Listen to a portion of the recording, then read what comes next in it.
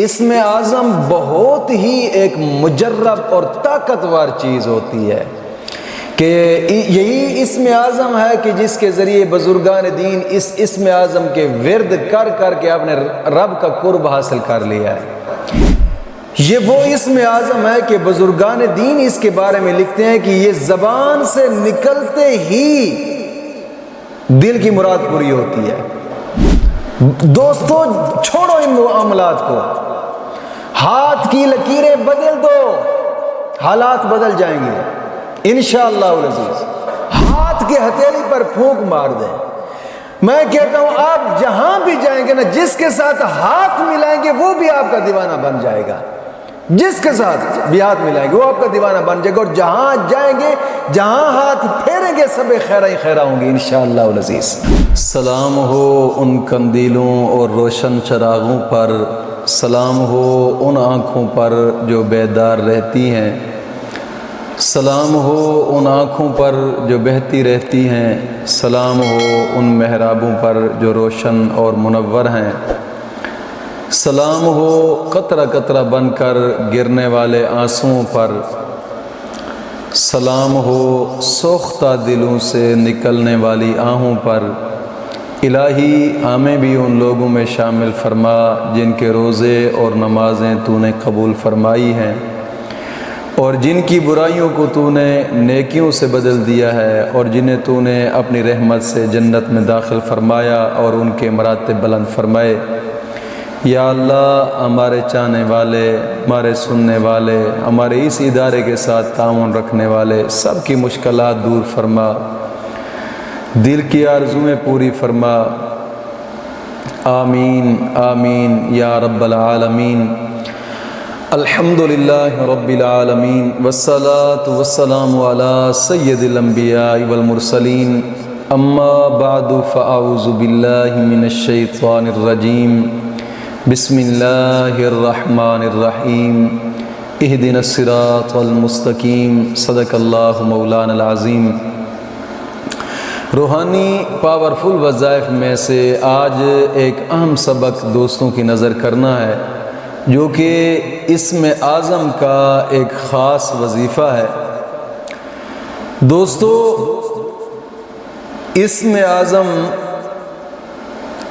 وہ اسم ہوتا ہے کہ جس کے ذریعے انسان خفیہ حالات کو بھی پہچان لیتا ہے۔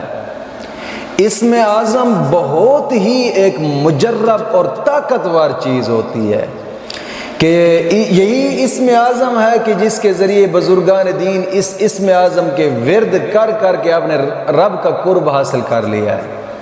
یہی وہ اسم اعظم ہوتے ہیں کہ رب کے ولی ان کو کرتے ہیں تو اڑتے پنچھی کو بھی روک لیتے ہیں۔ یہی وہ اسم اعظم ہوتے ہیں۔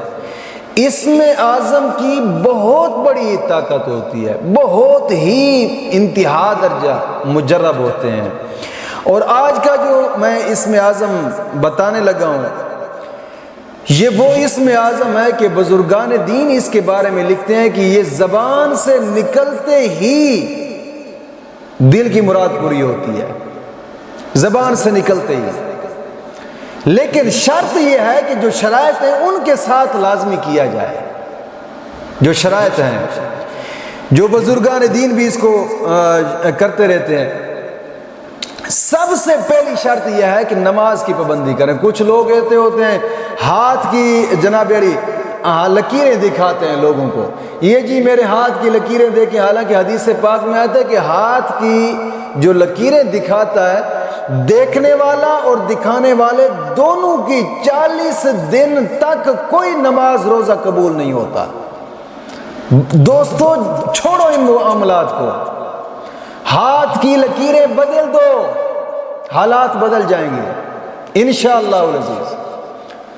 یہ جو میں آج کے اسم اعظم بتانے لگا ہوں، یہ صرف پڑھ کر اپنے ہاتھوں پر پھونک مار دو، پھر اسم اعظم کا کمال دیکھو، آپ حیران رہ جائیں گے اس کے کمالات دیکھتے ہوئے۔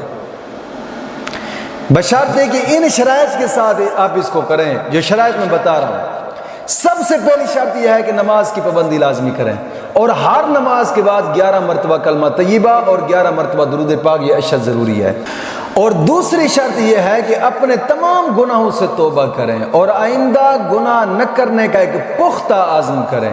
جب تک گناہوں کے قریب جاتے رہو گے دوستو، یہ نورانیت، روحانیت کبھی بھی نہیں آتی۔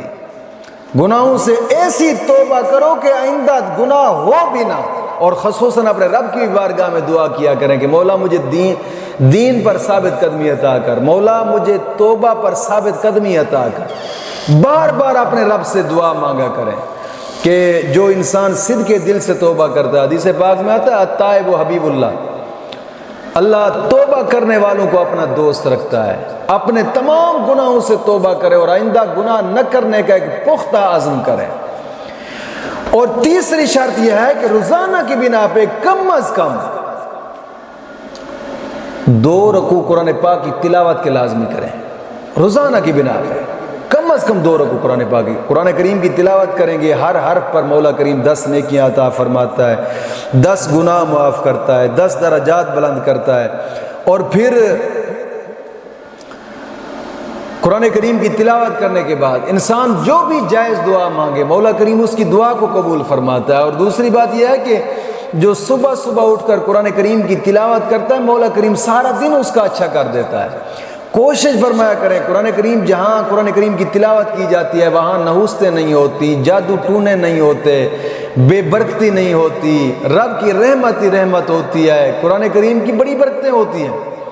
کوشش فرمایا کریں اگر صبح نہیں کر سکتے، ظہر کے بعد، عصر کے بعد، مغرب کے بعد، عشاء کے بعد ان ٹائموں میں قرآن کریم کی تلاوت کر لیا کریں۔